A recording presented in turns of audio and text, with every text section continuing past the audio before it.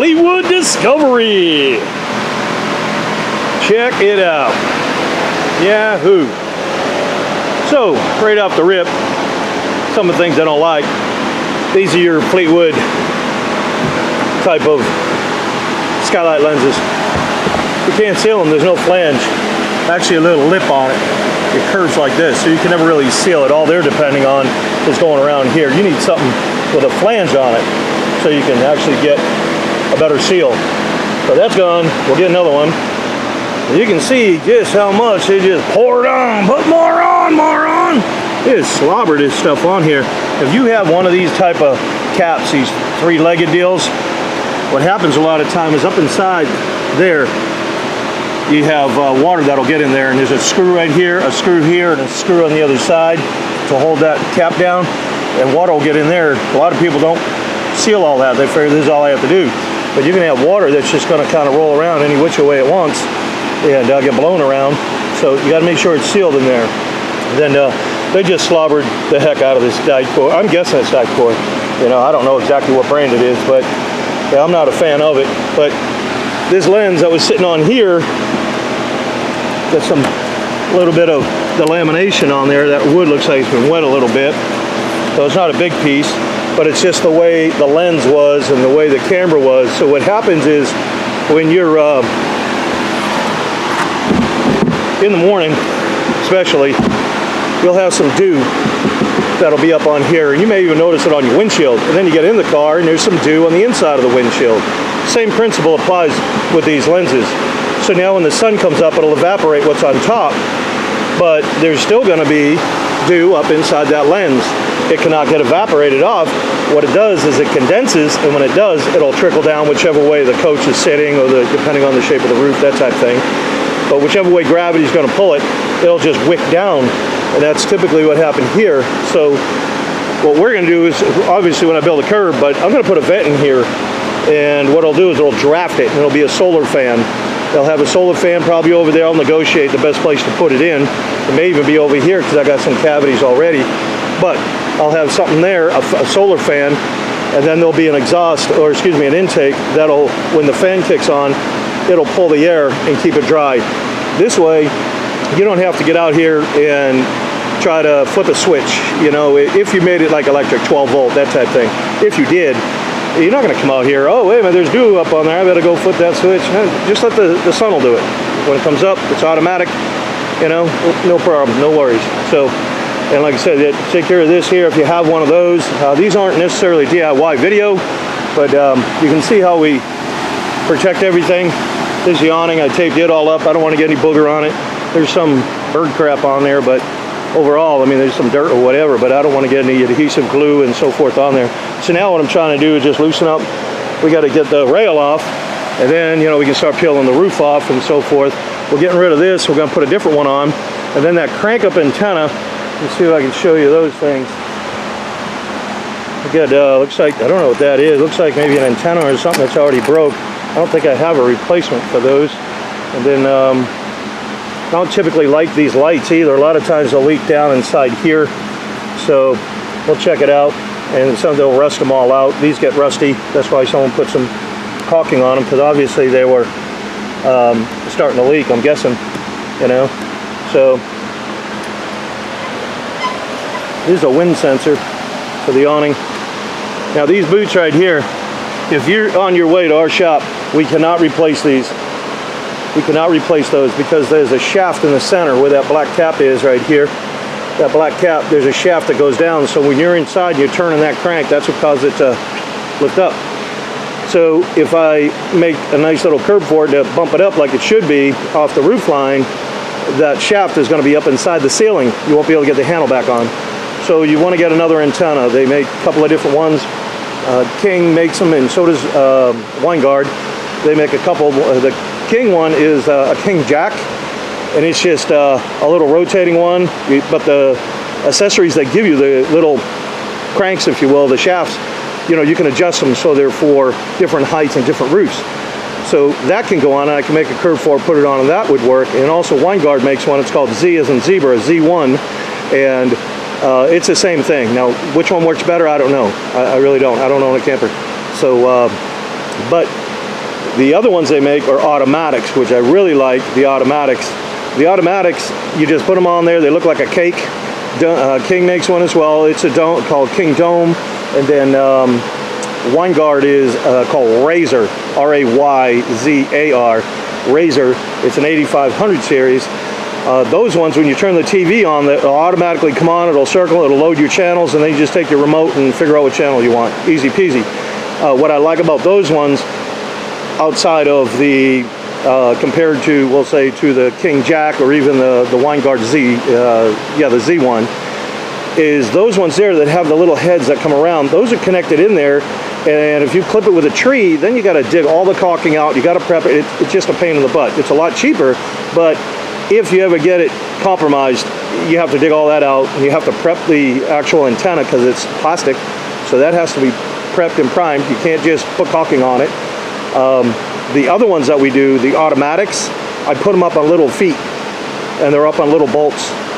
So if you had a problem with them, you can just take a 9/16 wrench, and you can loosen them up, and then you can undo the coax, pull it off, go to the store, say, hey, it failed, whatever, it broke, whatever happened to it, right? And then it'll take you longer to actually purchase it than it will to put it back on, because then you just set it back down, and then you can put the bolts back in and screw your coax on. You're done, easy peasy. So I like those.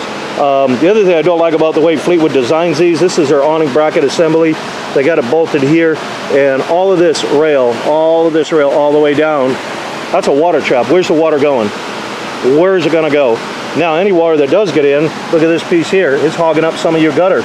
Okay? They got to put caulking in there and everything else. So I don't like that system. We're going to elevate this so water can roll down into the gutter, and I'm going to eliminate that too. And I'm going to put a bracket back inside here, so I'm going to get all that squared away. Let's see what else we got. Like I say, got all this slobbered, all this. You need covers on here. I think we got new vents going on there, and I'm not sure if the new ones, some of these new fans now, you don't need to have a rain, basically a cover that goes over it so you can open up it in the rain. Some of it, they're already designed in there, which is pretty cool. They're expensive, but nonetheless, I don't think these are going back on, but my point is it should have a cover of some sort on there. So obviously we'll pop the air conditioners off and all that, and that big satellite, that's going too, and we're going to put on a different one. He bought another one. I don't know the brand of it, but you'll see when we put it all together for sure. So otherwise, that's about all we got going on with this old roof. We'll get this thing all put back together. Then everything's all riveted in here, so we got to take the time to take care of that. You can see we already got some compromising and caulking in there. Got these tiny little spouts, but hey, if they work, that's okay. Same thing with these. You got to make sure these are all sealed up. Like I said, this plastic piece right here sits inside this one here. It sits down, so you want to make sure that's sealed if you have any of these. So I'm going to get to work and start taking some of this apart, and then I'll show you the rest of it when we open it up. More than likely, it's probably going to get a new skin on it. We take up all the D-lam, and again, I'll show you that as we go, how we do the rest of the videos. This is the way they put the ladder on. That's a rivet. This here is it's a rivet. It's not a screw, just a little old rivet. I'll pop it out. But all it's riveted to, that's 1/8" plywood. That's it. I doubt there's a plate underneath there. I'm going to check, but that's how they put them in. They just put little rivets in them, and that's supposed to hold this thing on. I mean, if there's not a plate, we're going to definitely put one in there after I dig all that out, all that booger. But I don't know. I'd like to see something a little stronger than just a couple rivets going through 1/8" plywood. Yeah, they do have a metal plate in there. That's good. A lot of them don't, or enough of them that I pulled up don't. So they do have a plate in there. I had to get all that tore up, not to just show you, but for my own peace of mind, because whether I need to put some steel in there or not. But you can hear that. They got something in there, so that's good. I'm glad to know that. So we've got the roofing pulled up. Got a little bit of D-lam here. All around the vents. Got some little bit of water damage there. That's just more water stain than really damage. And then get some more right here. This here is called fleece. This is a fleece back TPO is what it is. So it's just RV grade. But we're gonna end up skinning over this anyways, because you can't get the glue to stick to all that. So you got a little bit more damage right there. Despite all the caulking they had slobbered on there, it doesn't matter. It's gonna leak. It just doesn't work. So, and then around the other side over here, near the front, we got this D-lam. Looks like it probably was coming from possibly the antenna. Or I think the awning rail was here. That's right, the awning rail was right here. So these things just don't fare well. That's why I changed the designs on them so they last and they work. This is their heavy-duty drywall screen. That's all it is, just drywall mesh. So obviously we take that off. And then we've got a new dome going on here and a new antenna going here. So we're moseying along, but we're going to skin all this down, all the loose stuff, all this. This is called D-lam. So what the lamination is, if this is your first video, if you look at the grain going this way, and you look at this other one, it's going this way. See this one down here going that way. So they alternate the grain. And that's where it gets its strength. But this is one ply, this is another ply, and that's another ply. So it's a 3-ply system, and you'll see it on plywood when you go to buy it. It'll say 3-ply, 4-ply, 5-ply, whichever, and that's intended for the design of it. But anyhow, when they start to separate, they get laminated together. So when they come apart, they are delaminated. You see? So, and that's some of the trouble you have even with the siding. So this is just 1/8 inch, which is also on the siding, which would cover the whole coach. But on the siding, you have the same thing. So when people say, hey, I got D-lam, okay, it could be coming from these plies. It could be the siding separating just from this.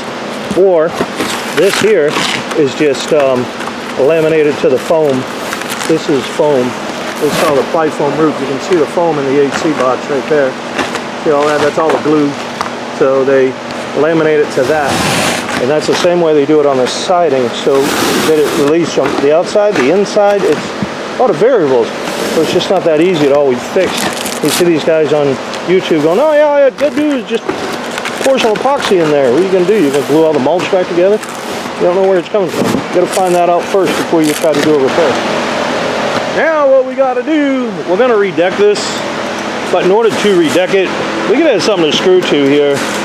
So we're going to put some steel in here, and then our decking will clad over. We're going to glue that down, and then we're going to glue the decking down as well. So that'll lock that in place. But we need something substantial to hold down our curbs and everything. So that's what we're working on right now.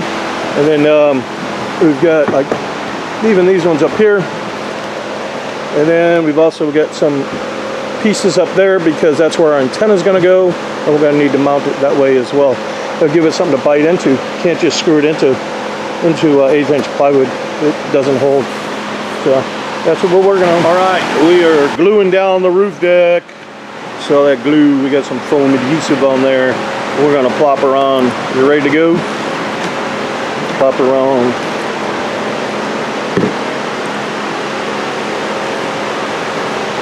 Once we get that, we do the next sheet. Well, we got the decking down. Our new fresh decking. Then there was a couple of areas that just had a little bit of burp. So we're just sanding them down so it's nice and smooth. That's what we're doing. Getting ready for the roofing. We got her glued down. They already rolled this over. That one's already done. That side, the driver's side's already done. So you can see we got all this glue in here, and they started rolling it out, and they said, wait, I want to get a video on it. So now we got all that. We put some steel up underneath here again, and then we got some solar that's going there. We ran steel up underneath all of that too, and other areas where we need to mount stuff. So well, we're ready to roll her out and get her going. Now what we're doing is rolling out with this big heavy roller. Make sure it's down good. You need to roll these down. Roll it down real good. Well, our Fleetwood Discovery is done. I'm hoping you can hear me over this fan. So we went around and put 2 strikes of caulking all around the termination bar. That's what this would be going across. We got rid of the old one because it was just a mess, and somebody had put numerous screw holes in it here and there, and we would have had to patch them to make it look right. So we just put a new piece on, went around all the lights. Maybe able to see some of the gloss around there. Went around that with clear, went around the antenna. So you can see we've got a stamp on here, RVRI, August 22.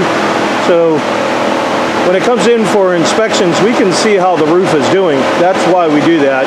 Also, if he wanted to sell it, if the customer wanted to sell it, at least he could, you know, so you wouldn't have anybody talking him down, you know, and saying, hey, I got to put a roof on this thing. No, we just did it a few months ago, a few years ago, whichever the case may be. Filled the boots up, put those boots there, so now, because those things wiggle and rack and everything, and we did put some steel under there too. Just an added bonus. We wanted to make sure it was tight. And then let's see what else I got to show you. So you can see all these studs right here. That's solar prep. We put them in there. He's going to put his own rail on. And oh, that's it. I wanted to say thank you for coming to our shop. That's what I wanted to say. Sometimes I forget that, and I really do appreciate everybody bringing their coaches to us. I can imagine how many RV centers they pass just to come to us. And I do appreciate it. So I do want to thank the customer for bringing this all the way that he did. I think he's from Pennsylvania, but wherever he's from, it's not any place local, that's for sure. He had a little bit of a drive. So we got all these studs in here, and he may have to cut them down to size to fit his rail on there. We just let them a little wild, and these are galvanized, so I recommend putting galvanized bolts on when he does do that. And then we ran the wire. This is for his solar, and we ran it all the way down through the bottom there, and then it goes over here to where his battery box is. We just left that for him as well. We don't do hookups or anything like that. He wasn't sure maybe what size he was going to put on there. He said just leave it. He can handle all of it as long as he's got the wire. So that was great. We could get that done. We got obviously a new skylight on here. We don't put any screws in these things. I wouldn't recommend putting any screws in. If you can get a good adhesive for these, that's the way to go. This is a solar fan, and the reason why I started doing these is these skylights, you have the outer lens here, and then on the inside you got a lens, and then there's a cavity up inside there. So on a cool day, the dew will sit on here, but it's also on the inside of this piece. It's up in the inside. So what will happen is when the sun comes up, it'll evaporate the top portion here, but these are all kind of UV protected type of lenses, and it's not going to evaporate anything on the bottom. All it's going to do is cause that moisture to condensate, and then it'll drool down. And I think we had a little piece over here when we first started that was a little rotted, and that I showed you earlier. So now when the sun comes up to evaporate this, that solar fan's going to kick on. When that solar fan kicks on, then it's going to make a draw, which is right here. So if this cap falls off, if it falls off, if a tree clips it or something, take that plumbing one and put it over here, because this will leak. It will leak right in there. All it is just an open cavity, so it'll pull. That's the way that works. But these are all sealed, so if that cap come off, the rain would just go into the holding tank. So that's pretty simple right there. But you just take them and swap them. So just keep note of that. If that thing pops off, you know, we do leave the customer with some roof tape. We leave them with, but whatever it takes, duct tape, it doesn't matter. Find something, cover that up for sure.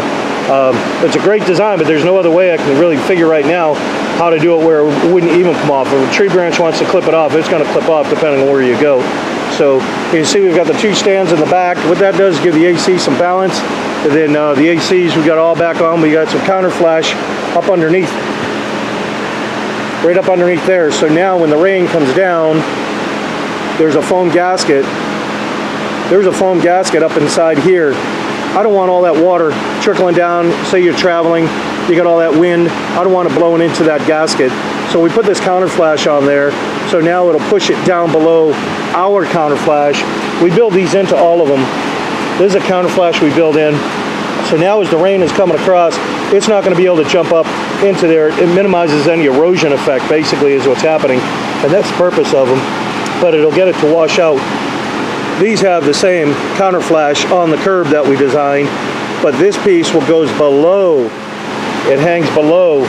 So now the water will have to drip down here and go around. It's not going to get back up in there to that foam gasket. But we've got obviously the vents on there. You can see we got them sealed up. The way we do these vents, we do have them sealed up, but every single screw is sealed. And also when we put them on there, we put a bed of caulking on there. It's a special caulking adhesive that we use. but we put a nice thick bead on there. And we just nestle it down there and we get it to set, but it's about a 1/4 inch thick. I want to make like a gasket out of it. And then after that cures, we make sure it's all sealed again, go around it with a second strike, and we put the screws in, make sure all the screws are sealed.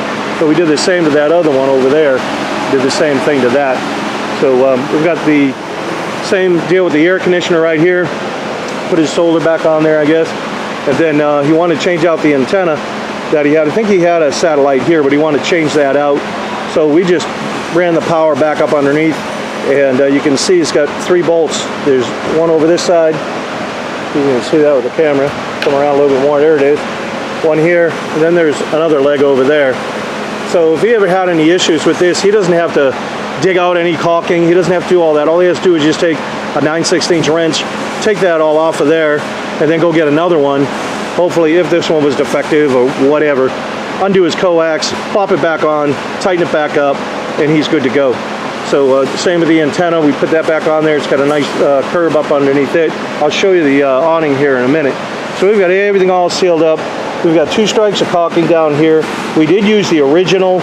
This is the original gutter rail. We used that. All we did was paint it black. It was kind of like on the body color, but the problem with it that we had was it was all chipped, and we wouldn't be able to get the screws to match. So we just painted them all up, both sides, painted everything up, and then obviously we sealed. You can see how we got all these screws. Every single screw is sealed. It's sealed from behind. Then we got 2 strikes of caulking on here. We always put 2 strikes of caulking. So this is glued on first. Then the caulking that we use, the adhesive sealant that we use, it burps up. We just strike it down so it doesn't make a mess. Then once it cures, we go back with 1 strike. Once it cures, we go back with a 2nd strike. So really, you could say it's got 3 layers maybe on there.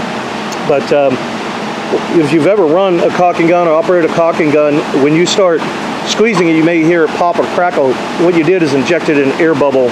But when you inject an air bubble into it, then when these coaches rack, twist, flex a lot. And each coach is going to rack, flex, twist differently. Even if I got another Discovery in here, it's going to have its own characteristics of how it's going to twist. But that being said, if you only have 1 strike on there, then you could potentially have that air bubble pop. And if that air bubble does pop, then you got a leak.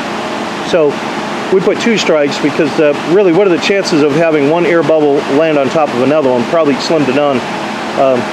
The probability is probably in the millions. But we went around and we sealed all these lights as well. We sealed all his lights, sealed around all his lights, all his air horns.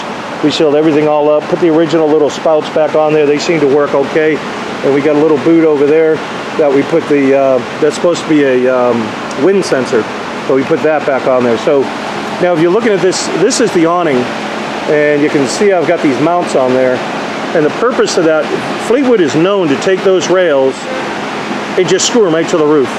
And that's a water trap bad. It really is. As a matter of fact, when we did work on there, we had some rot over there, which is because some of the caulking had failed. The problem is all this water that is on the roof, it has no place to go. It's getting trapped. Ice will get trapped, snow will get trapped. You want to try, and I'm sure if you get enough snow and enough ice, sure, it'll sit on the roof. But the point is, if you can keep, basically that's an alleyway, and it'll roll right down the side into the gutter. So I'll go around there and show you a little bit better maybe. Then we also took off those big brackets that they had on there. That was another crummy design. I didn't like it because what happens is these brackets that come up, when they come up into here, they sit in the gutter and then it impedes the gutter flow. So you can see right here, the water will just run off the roof like it's supposed to. We got galvanized bolts in here and got everything all secured. So all the water can run down here. And then this is secured into the gutter. I designed it so it fits into the actual slot where your awning would go on most of the typical ones. But since the awning is up here, and that's the way it was designed, we just put it back up on here. It'll work great, but it's not going anywhere, that's for sure. We've done all the Fleetwoods that you see on our channel, we've done them all the same. And you know, if they all come in like this with the gutter sitting on the roof, then we make up all these bolts. So you've got 3/8 bolts holding this thing down, and it's screwed into the frame, so it's not going anywhere at all. So that's about it. So this product is a 60 mil commercial grade TPO. TPO is a thermal plastic, and it heat welds together. All of this is all heat welded. There's no glue on the edge. That's all heat welded all the way in there, all around. So it's in there pretty tight. It's part, now it's part of the roof. It's much like when you weld two pieces of steel together. It's the same principle. So we heat welded everything together, and this is the way you do a commercial roof. This is the way a flat roof or a low slope roof, as they call it. On sometimes we'll call it a low slope if it has a little pitch. But that's how these function. If you don't have curbs anywhere, if you don't have them, you're going to have leaks. That's pretty much a lot of the problems that come into the shop, is because people got leaks around their vents. They got leaks around their air conditioners and their antennas and everything. All those protrusions, they have to have a curb on them, or in a boot, whichever the case may be. And that being said, if you were to think about like some of these huge companies like Hershey, Pepsi, Coca-Cola, and these manufacturing plants, these automotive plants, when they put a roof on, you know, the detail is like 70% of the roof cost. It's quite a bit. And if that was the case, they'd save a whole bunch of money if all they had to do is just throw caulking on there and slop it down and put screws in it. They would save a tremendous amount of money. And they're not going to go back every 3 or 4 months and send someone up on the roof to have to go back and re-caulk it. That's unnecessary. You don't do all that. So but the roof system, see if I got a piece here. So this is what we put down. And you may be able to see those little squares in there. That's a mesh that's built into it. And what the mesh does is it gives it some strength, so it will resist hail, it will resist tree branches and so forth. You'd have to have a pretty good tree branch to poke a hole in this, and even if he did, he could bring it back. We'd be glad to put a patch on them, and we could do another hot patch, just like the, sorry for the blur, we could put another hot patch on there, and it wouldn't affect his warranty because it's going to be all welded in there, so it would be a done deal. But so that's the gist of what we got going on. And like I said, we put some insert trim here. This is a special insert trim that I had to buy. I literally bought 2 miles of this stuff. That's the only way I could get it. But it goes in the track and it goes over the track. I may have a piece, if I can see it real closely, that would be awesome. But let me see if I can find a piece and show you what and how it works. Care package. Right. So in our care package we have caulking, we got primer, we have got 2 patches. Those are heat patches. We got a patch peel and stick patch. We got a checker tool. We've got a magnet. And the rest of this is just pens, keychains, brush, nozzle. Okay, so if we have a hole in the roof, it will simulate a hole. You can do hole simulations.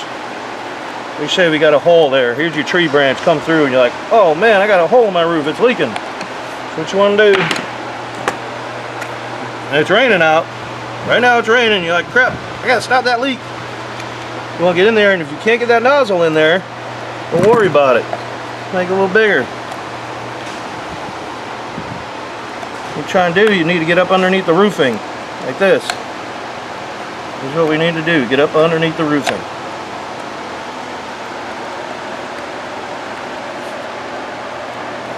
Then you're going to take and you're going to put this up inside there, and you're going to squeeze, squeeze, squeeze, squeeze. Hopefully this thing is plugged up. There it goes. You squeeze, squeeze. You're going to try and get up underneath this part too. Squeeze up underneath there. Put some more underneath there. But we are getting this thing all boogered up. Then what we're going to do, you're going to push it together. See how it oozes out? That's sealed. You're done. This is a moisture cured product. So what? It's a hot mess. Looks terrible. Who cares? Keep the water out. So now, the next day, we're going to go up there, and that's going to be cured looking like that. So we're going to take a knife, and you just shave it down. Just shave it down with a knife. I'm just going to obviously wipe this off. Now you say, hey, I want something a little better than that. So what we're going to do is get some cleaner. This is a terrible rag. You get another one. You got one on you? Oh, get a rag, get a rag, get a rag, get a rag, get a rag.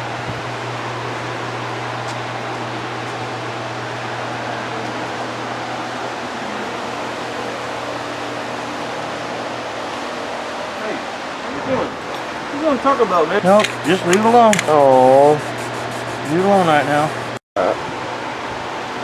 We're recording now? Are we on? Yes, sir. Okay. Alright, so now we cleaned it off with a knife. I just washed that off because it's still wet. Take that off. So now we got a patch. This is a peel and stick patch. We're going to take that, we're going to center it over there. Just take a pen and go around like this. I like to kind of put a dash like that so I know who's where, what, and where, and how. So now there's what I got. So in the package we got primer. We also have a brush. You're going to take that, you're going to go all inside the square. And you're also going to go outside this square about 3/8 of an inch. Outside about 3/8 of an inch or so. Once you get that, there's a film on the back. You peel the film, now you know which side you are, see, because there's your marks. And you peel that film back. Get the fingers in there to get the film off of this thing.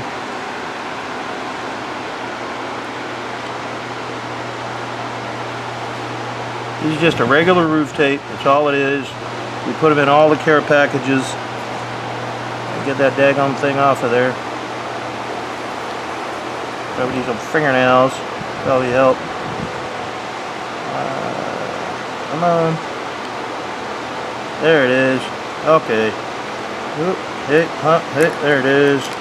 Now you got the film. We take that film. So now we're going to line it back up with this. We already got the primer under there. You just peel the film back, and as you do, you just rub it down like this. Sometimes that film will get a little stuck in there. This is just a butyl. You just kind of try to keep it as even as you can and flat as you can. Boom, you're done. There it is. So now, out here, this is where your primer is. You put the primer on there. You got primer there, and now you're going to put primer here.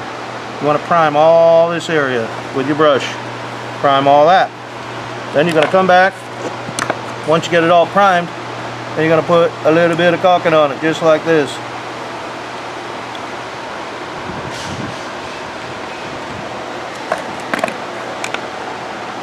That's simple. If it doesn't all sit in there, you can always take your finger and go around it if you want. We're trying to obviously stop a leak and make one of. There's going to be a little more permanent of a patch than just that plug that we did when it was raining. So now that we get that all done, what the whole purpose of it is this part here. This part underneath here, that's a butyl. When the sun hits that, if you didn't have the caulking on there, it will cause it to release and curl up just like I'm doing here. And it'll start coming loose. That's why you need the primer. That's why when you prime it, you're going to prime on top of this because nothing will stick to it. Nothing, the caulking will not stick to this patch and it won't stick to the roof unless you use the primer.